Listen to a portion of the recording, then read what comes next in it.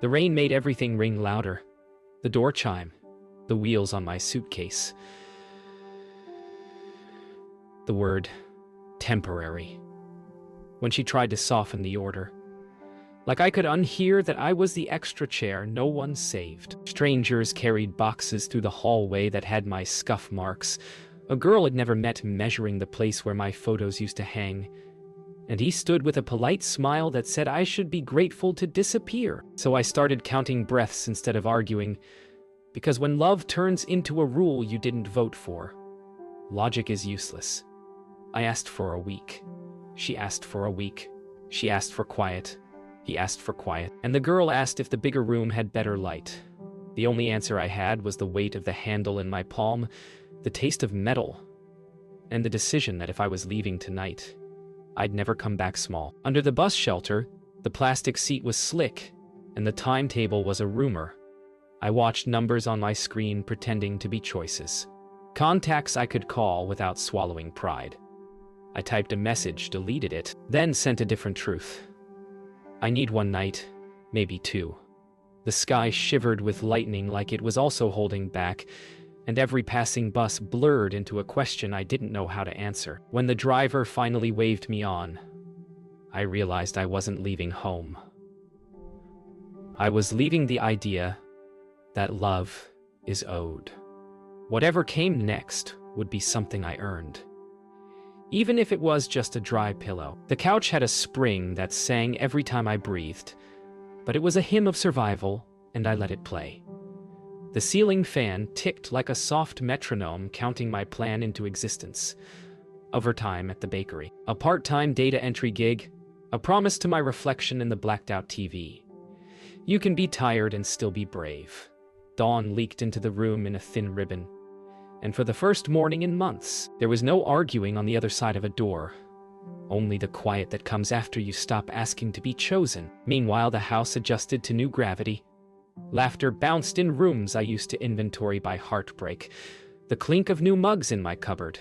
A tape measure snapping where my calendar used to hang. I imagined their breakfast. Polite weather talk. A joke about the leaky tap I'd nagged about for months. Wondering if anyone noticed how the floorboards creaked when you tried too hard to smile. Sometimes moving on is just moving in, and sometimes it's moving out without moving back. I made a list on a receipt because paper was paper. 3 jobs to apply for. 1 cheap lock for my backpack. 2 rules. No begging, no bitterness. The first buys time. The second buys sleep. I folded the receipt like a contract, slid it into my shoe, and felt it with every step out the door. If they wanted my room, they could keep the walls, because tonight, I chose a different kind of space. One I could build with sore hands and a stubborn heart. Morning came with the smell of sugar and cheap bleach, and I let both cling to me like proof. I clocked in at the bakery before the sun could argue, hands learning the rhythm of trays and tongs, the way strangers soften when you remember their usual. By noon, I was a shadow behind a computer at a shared desk, copying numbers that didn't belong to me into boxes that did. The hum of the fan turning into a kind of chant. Keep going, keep going. Between shifts I ate standing up, counted coins, and pretended sore feet were a language only stubborn people spoke. When a friend's text offered a floor for the month, I sent gratitude like a wire transfer, tiny but immediate. I didn't have room for resentment, only for receipts and small, clean victories. Fresh bread gone by 8. A spreadsheet with no red cells. A heart that remembered how to slow down on command. Night shifts teach you the art of borrowing time from yourself. The bus windows were a mirror that returned a face I almost recognized, split between girl and grit. While the city unspooled in sodium lines, at the studio apartment, I folded blankets with the care of someone rehearsing order, taped my name to a grocery shelf, and learned to keep kindness liquid and small. Washing another person's mug, leaving a fan on low, tiptoeing in socks. When exhaustion pressed its thumb into my temples, I answered with arithmetic. Hours worked, hours left. Because feelings are loud, but math is louder. Even hunger became structure. Half a samosa now, the other half later. Tea like a hand on the shoulder. I told the ceiling I was fine and didn't wait for it to argue back. By the time dawn smeared the sky gray, the ache had turned into proof that I was still here and still choosing. Opportunity didn't knock. It fluttered on a bulletin board between lost keys and tutoring ads. A neat card from a tiny property office needing part-time help. I almost laughed at the irony, then tore a strip of paper with the number like it might dissolve. The man who answered sounded tired but kind, more paperwork than personality, and asked if I could file, answer phones, keep calm when people went. I said yes to all three because I had been all three. Walking to the interview, I rehearsed truths that sounded hireable and left the messy ones at the curb. The office smelled like dust and chai and something honest, and for the first time in a while I felt the hinge of my life catch on a new door. When I left with a start date and a key that wasn't to a room I'd lost, I let myself smile without apology. Desks have their own weather. This one had a steady breeze of phone calls and a soft rain of files that knew more about people than their neighbors did. I learned the grammar of rent ledgers, the way missed payments left fingerprints, how dates could tell the truth better than voices, and I sorted them into stacks that felt like futures. Somewhere in the pile, a street name blinked at me the way a familiar song does in a crowded room, and my chest went very still. I read the numbers twice, then again, as if arithmetic could change with patience. Late fees tiptoeing forward, promises pushed a month at a time, a name scribbled by someone who'd run out of space. I put the folder back where it belonged, not because I was afraid, but because I'd finally learned the difference between a reflex and a plan. That night, the world narrowed to a glow from the screen and the stubborn rhythm of my breath. I read until the words for money turned into maps. How ownership travels, how debts stack like chairs, how small doors open if you bring exact change and nerve. I made a list of things I didn't know, and a shorter one of what I did. I could learn faster than I tired. I could keep my mouth closed until it mattered. I could turn hurt into fuel without choking on the fumes. When the first azan braided through the dark, I closed my notebook and felt the strange, steady calm of someone naming a long game. Tomorrow I'd ask silent questions with my eyes open, and I'd start saving like I was building a bridge to a place I hadn't seen yet but already believed in. The office had a sound I'd learned to trust, the quiet thud of a stamped file landing exactly where it belonged, the scratch of Farid's pen building little bridges between problems and signatures. That afternoon, a courier slid in a slim envelope with a property code and a deadline that looked like a trapdoor. 30 days. Motivated seller. Existing tenants. I read it the way you read a message you already know is bad news. Slow enough to pretend it might reward itself. The street name sat there, patient and familiar, and a chill moved through me like someone opened a window. Our address, their lease. My old room pressed flat into clauses about notice and arrears. I felt a heat crawl up my neck and forced my face neutral, because this wasn't a moment to be a daughter. This was a moment to be a clerk who files correctly and learns quickly. I slipped the envelope into the intake stack and counted 3 beats before I breathed again. I took lunch late and ate it like a chore, while the city heat pressed coins of sweat under my collar. The screen kept returning to the same 3 tabs. Title history, lien search. Seller's affidavit, each one a doorway into what had happened when I wasn't looking. The records didn't shout. They whispered, a refinance that never matured. A balloon payment ignored. A paper trail of promises Imran had stacked like borrowed chairs. On the ledger, late fees had multiplied into a colony, neat and relentless. I remembered the leaky tap, the way he'd smiled and said he'd handle it, how handling turns into hiding when bills learn your name. By the time Farid asked if I was getting the rhythm, my heart had already learned a different beat entirely. I nodded, swallowed the last dry bite of samosa, and told myself this wasn't a crisis. This was a map, and maps are only cruel if you refuse to read them. Farid spoke in rectangles, tidy, stackable facts. And when he explained distressed sails, he might as well have been diagramming a storm. Sometimes a house wants a new story, he said. Not unkind. And I kept my hands still so they wouldn't give me away.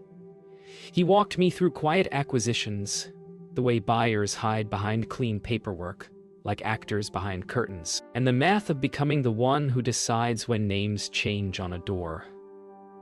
I asked good questions with a flat voice and bad questions in my head. What kind of daughter sits on the other side of her mother's rent? The honest kind or the unforgivable one? He handed me a sample offer, highlighted the clauses that keep people honest after they haven't been, and I felt something click. The way a lock does when the key is finally home. I didn't know if I was ready to turn it. Only that pretending not to hear the mechanism would be its own kind of lie. At my borrowed mattress that night, I lined up truth like coins. Imran had missed payments. The owner wanted out. The timeline was narrow, but real. I could become a buyer on paper. If I stopped asking permission from a past that wasn't paying my bus fare. The fear wasn't of failing. It was of succeeding and having to look my mother in the eye with the keys in my palm. I pictured the house the way it had always felt on good days. The cool floor in summer, the balcony breeze after rain. And I understood the difference between stealing and rescuing. Rescue has rules. Pay fair. Keep calm. Don't confuse mercy with weakness. I drafted an email to a micro-lender.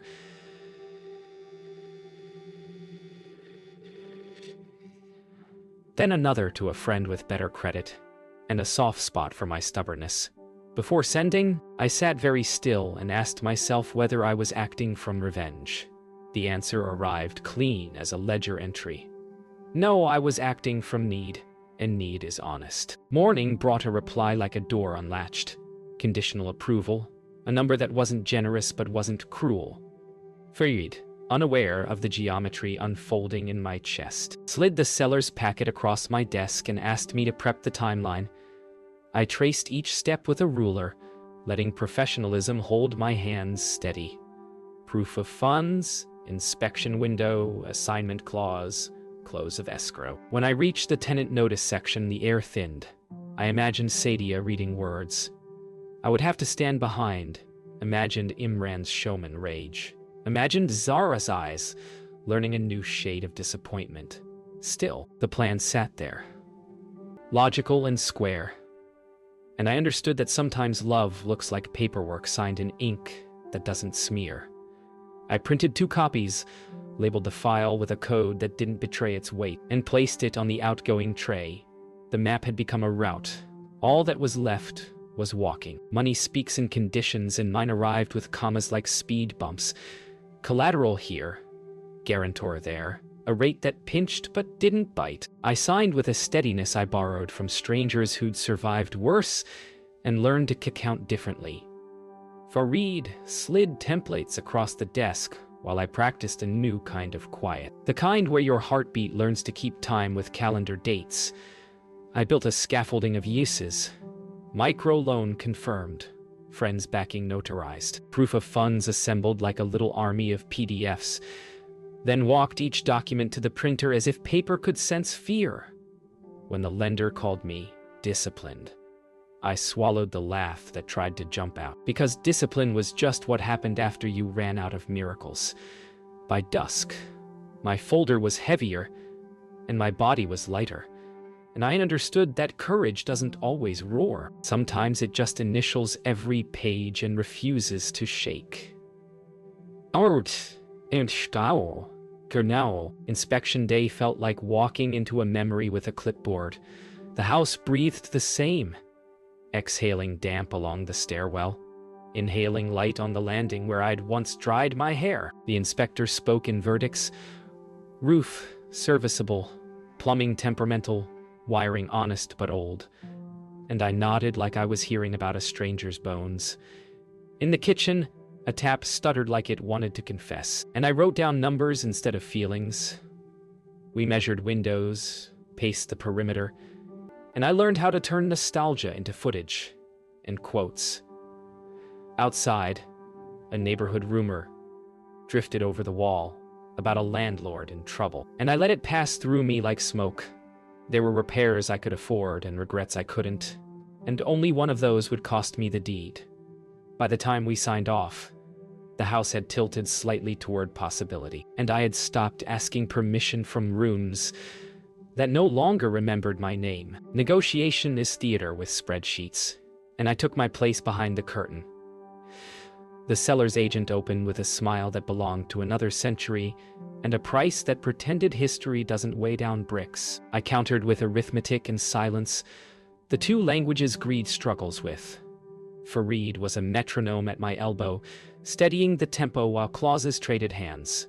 Assignment permitted, buyer undisclosed. Close in 21 days if everyone remembered how to breathe. When they tried to wring more from my urgency, I offered time instead of rupees and watched their shoulders calculate. Papers shuffled, tea cooled, and somewhere between the third pass and the fourth sigh, the numbers clicked into a shape I could stand inside without wobbling. We shook like wall. One and all lost, which is how truth looks on good contracts. Walking out, I felt taller without moving, like I'd grown spines where I used to have apologies. The wire cleared at noon like a prayer that learned punctuality, and suddenly the route from promise to proof was one signature long. Closing is not a door slam, it's a series of careful clicks. Escrow acknowledging receipt, seller confirming keys, a clerk stamping the deed with a sound that felt older than my mistakes. When they asked for the name of record, I gave them the entity Fareed helped me build, a paper veil whose only job was to keep faces from bleeding into feelings. I initialed, signed, dated, and somewhere between S and Q, the air turned new. The clerk congratulated me with a voice usually reserved for graduations, and I thought of floors I had mopped, buses I had chased, meals I had halved, and how all of it now lived inside the word owner. I didn't cry. I wanted the ink to dry clean. Keys are louder than they look. In my palm, they rang with a history I could finally hold without flinching.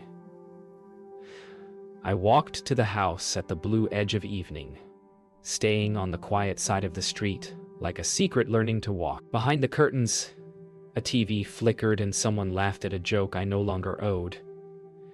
I stood by the gate and let the metal cool my hand until my breath matched the city's.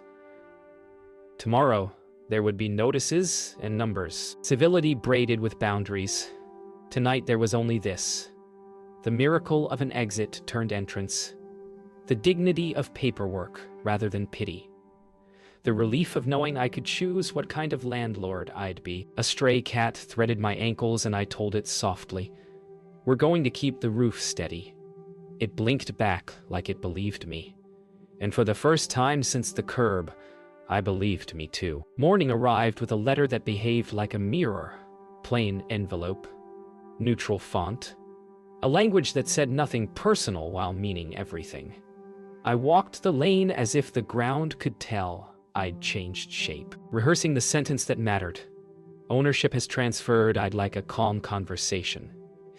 The gate latch stuck the way it always did, and I eased it open with a twist my hands still remembered. Voices drifted from the kitchen, spoons touching porcelain, the small music of a life that no longer asked my permission, and I let the sounds steady me.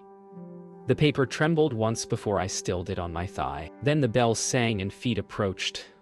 When the door swung wide, I kept my posture simple, the way you do when truth needs unadorned space.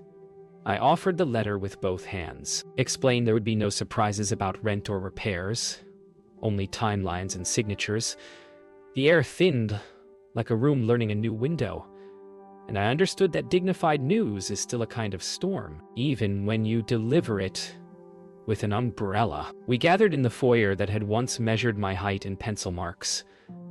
The new rug tried to rewrite the floor, and almost succeeded. He asked who sent me, and I said I did.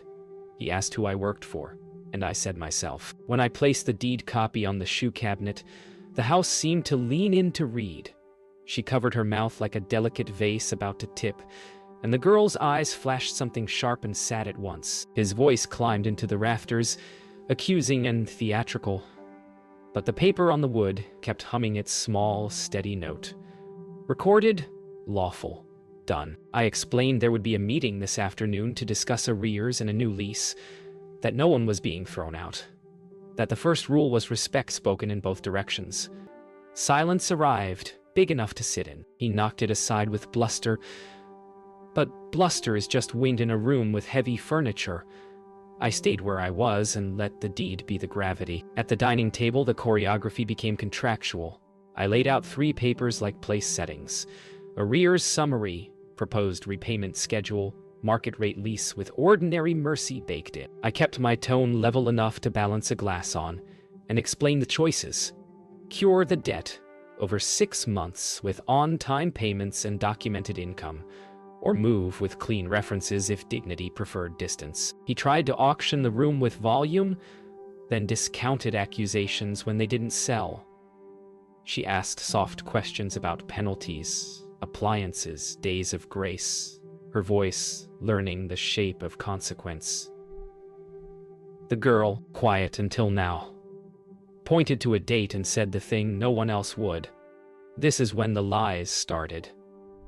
Then set her gaze down like a stamp. I answered each item with paper instead of pain, because paper remembers better. When we reached signatures, pens hovered. You can hear a future hesitate if the room is honest enough. I didn't rush it. Trust and ink both need stillness to set. Threats arrived dressed as advice.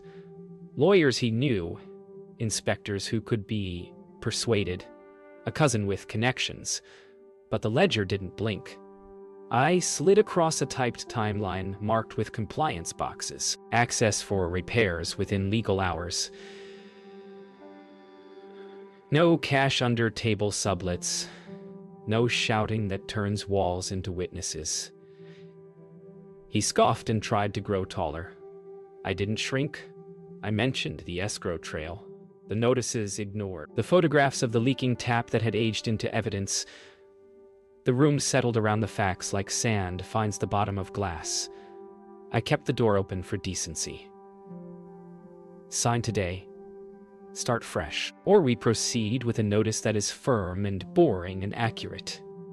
She stared at her hands the way people do when they've run out of narratives, and then, very small, asked whether paying back could include her sewing income if documented.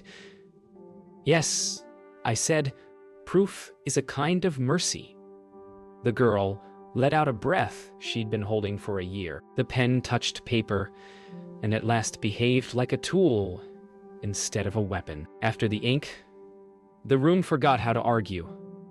He left to make a call that sounded smaller than he wanted. She asked if there would be late-night knocks, and I said no. Not from me. Boundaries would be daytime and written. I offered a week before the first repayment to give dignity time to catch up to duty. At the door, she reached for my sleeve with the reflex of old habits, then thought better and folded both hands as if holding a fragile bowl. I told her I wasn't here to punish, only to keep the roof honest, including over the girl who hadn't asked for any of this. The girl pressed something into my palm, a keychain I'd left years ago with a chipped blue bead, and said it had been on a hook no one touched. On the lane, the air felt newly washed. The house behind me wasn't mine, like a trophy. It was mine like a responsibility with windows. I walked away not lighter or heavier, but balanced, which is harder and kinder than it looks. Truth didn't arrive in a speech. It rattled out of a tin box, Zara tugged from the back of a cupboard. The kind that smells like mothballs and old rain. Inside were receipts folded to the size of guilt, pawn slips for bangles I remembered from Ides, micro-loan contracts with interest like teeth, handwritten I assigned in the margins of shopping lists. Tucked between them, a pharmacy bag filled with payment reminders addressed to a version of my mother who apologized on paper. Zara said she'd found it looking for tape, then asked if I could read the math out loud. I stacked the slips in order and felt the timeline bruise under my fingers. Months that matched the ledger, weeks that matched the shouting, days that matched the night I left. The box made a soft metallic sound when I closed it, like a breath no one had taken for a year. Downstairs, a door opened, and the house forgot how to pretend. Letters talk differently when they never thought they'd be read. One to the landlord begged grace until Friday, with a smiley face that cut me. Another was a neat agreement to co-sign a loan for household needs, a phrase that always means something else. The worst were the sticky notes in my mother's tidy hand. Sell bangles. Imran promised to replace. Ask Amina for rent. No. Imran says she isn't contributing. Talk to school about Zara's fee. Delay. The notes didn't accuse. They surrendered. I could hear his voice in the margins, shaping her fear into policies that made me the problem and him the plan. The page that broke something quiet inside me was a draft message she never sent. If I push her out, will it be enough? I read it twice, and then folded it small, because grief is loud, but shame is surgical. When I looked up, Zara was watching me like she didn't want to blink, and missed the truth finally naming itself. He walked in carrying noise and tried to drown the room. Accusations came preloaded. Privacy, trespass, women's drama. But dates don't flinch. I slid the arrears timeline beside the pawn slips and asked a simple question. Where did the money go? He smirked like a curtain call and blamed unexpected repairs, then choked when Zara unlocked her phone and played a voice memo of him promising to handle things if the extra mouth left. He went pale at the phrase and then red, the two colors pride wears when evidence is fluent. I didn't raise my voice. I let the papers and the recordings speak over me, which is the only way a room this crowded with stories becomes honest.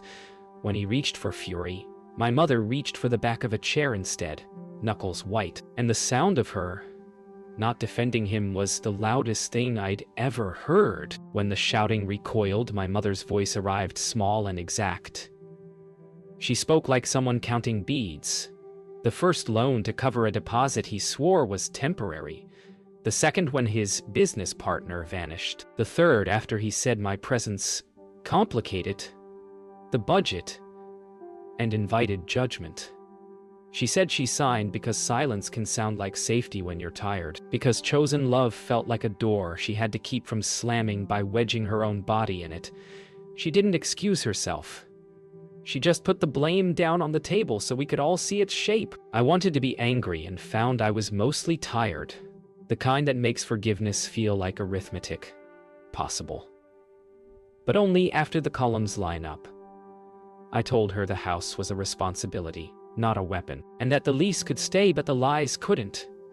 She nodded like a student who'd missed too many classes and finally obtained the syllabus. In the end, the solution sounded simpler than the wound deserved. A lease addendum with boundaries that had teeth. Income proof monthly. Repayments automatic. No financial decisions without both signatures. And one clause that redrew the map entirely. Any breach tied to him would void his welcome. He laughed like the house needed him. The house didn't laugh back. My mother signed first. Zara set a quiet hand over hers, and he realized the room had shifted its center of gravity. He took a bag and the performance with it, promising lawyers that never arrive on time. The door closed with an ordinary click that felt like a new season. I stayed to measure leaks and list repairs, and in the doorway my mother said the thing I hadn't let myself need. I will earn my place, not borrow it from you. I told her good, because this roof we're under is made of paper that remembers, and paper, when respected, can be a kind of mercy that never forgets. The first quiet morning felt suspicious, like a room that used to bite now offering tea. I stood in the courtyard with a clipboard and let the stillness take attendance. No raised voices, no excuses, just the hum of a fridge and the soft argument of sparrows. My mother joined me with a roll of receipts, not as apology, but as partnership, and asked where to start. I pointed to the leak, the fuse that tripped, the hinge with opinions, and told her we'd fix the bones before we painted the face.